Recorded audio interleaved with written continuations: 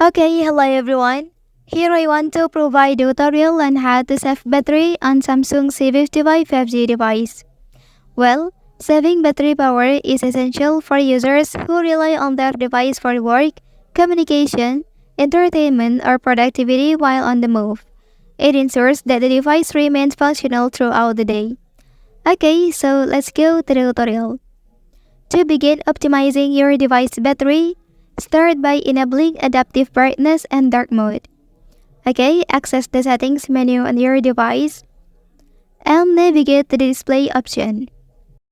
Okay, within this section, you can enable both adaptive brightness and dark mode to enhance your viewing experience. Okay, so moving on to the second step, activate power saving mode to conserve battery life. Return to the previous page and scroll down to select battery option. Okay, so here, enable the power saving mode to extend the usage time of your device effectively.